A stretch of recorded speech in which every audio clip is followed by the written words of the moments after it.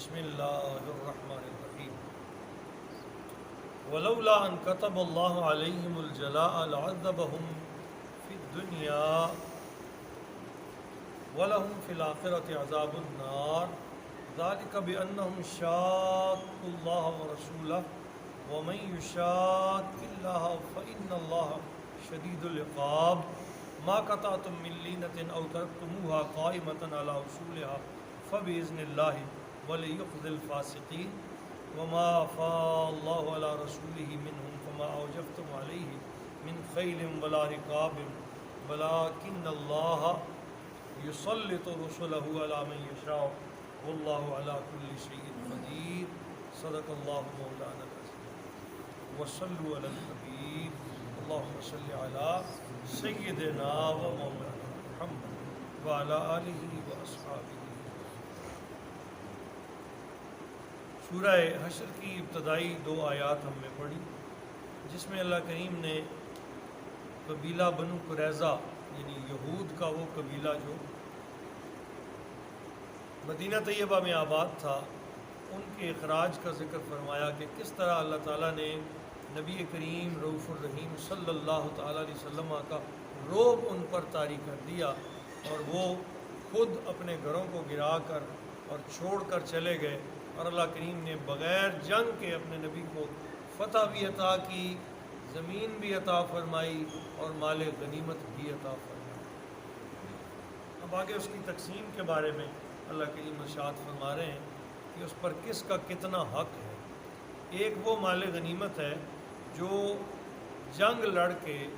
مجاہدین اسلام حاصل کرتے ہیں، اس کی تقسیم کا بھی ایک طریقہ کار ہے کہ جب جنگ ہو جائے تو جو مال مسلمانوں کے ہاتھ لگے اس کو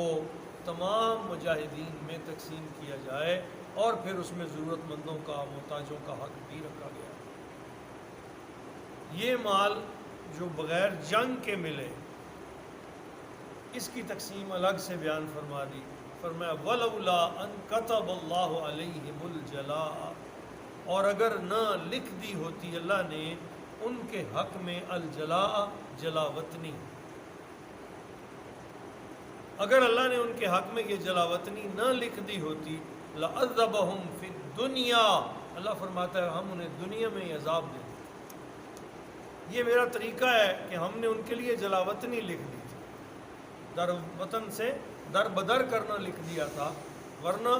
انہیں سخت ترین عذاب دیا جاتا دنیا میں ہی. وَلَهُمْ فِي الْآخِرَةِ عَذَابُ النَّارِ، اور آخرت میں ان کے لیے جہنم کا آگ کا عذاب تیار ہے.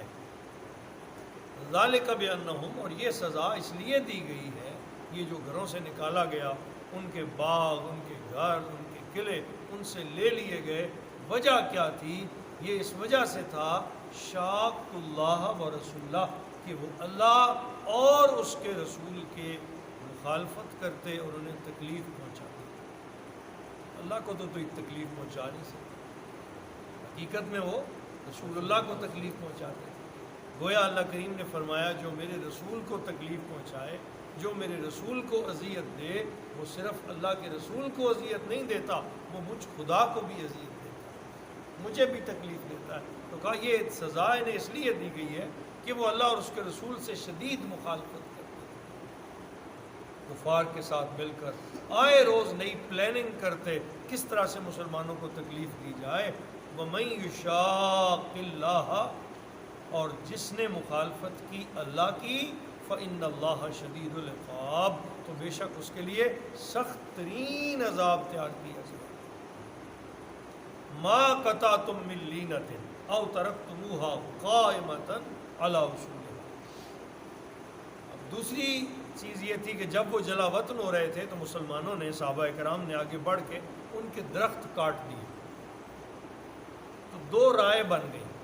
کچھ صحابہ کرام یہ کہتے تھے کہ ہمیں، وہ جب جا رہے تھے تو ہمیں ان کی زمینوں پر اس طرح کر کے ان کے باغ نہیں اجاڑنے چاہیے.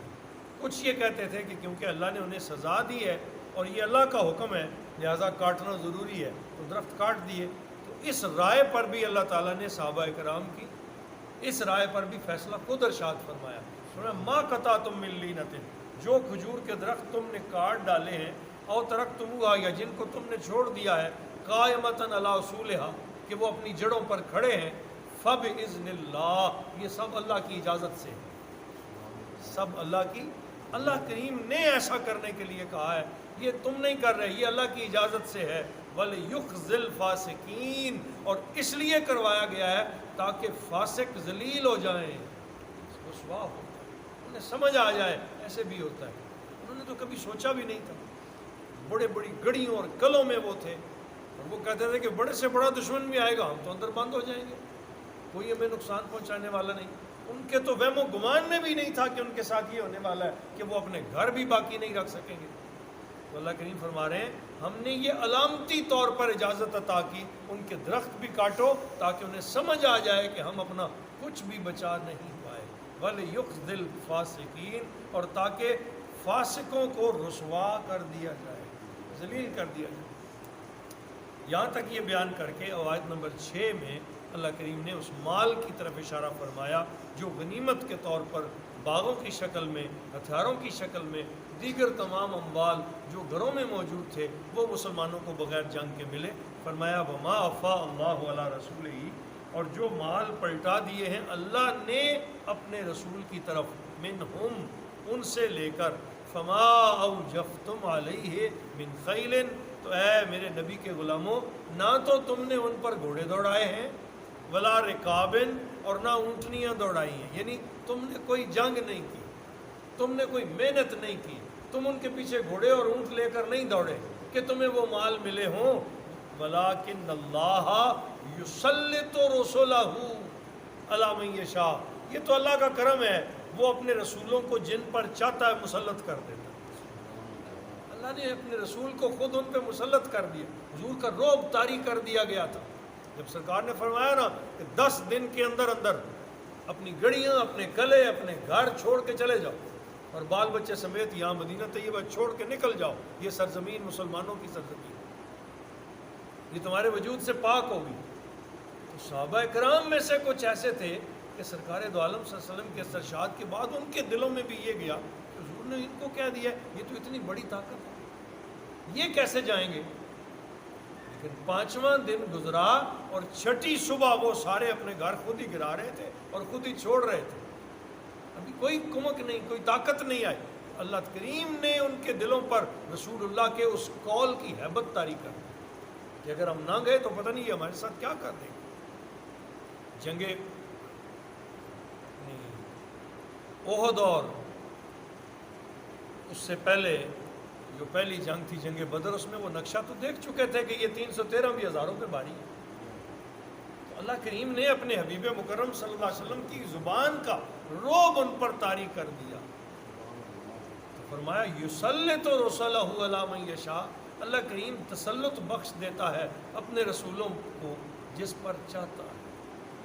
واللہ علی کل شیء قدیر اور بے شک اللہ ہر چیز پر پوری طرح قدرت رکھنے والا ہے۔ تو یہ جو مال تمہیں ملا ہے تمہاری محنت سے نہیں ملا، تم نے جنگ لڑ کے نہیں لیا، یہ اللہ نے اپنے رسول کی جھولی میں ڈالا ہے،